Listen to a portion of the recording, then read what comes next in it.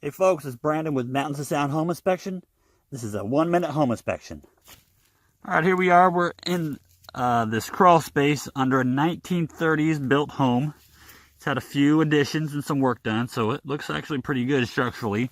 Here we can see on this wall here, they actually did some repair work on the foundation. Looks like it's okay, sitting all right.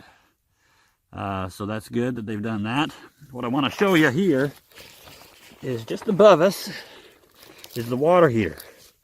And under the water heater, or at the water heater, there's something called a pressure relief valve. Has a pipe connected to it. It goes down through the floor. Normally you want these to go to the exterior, exit the house. In this case, we got a leaking water heater pressure relief valve that's terminated in the crawl space.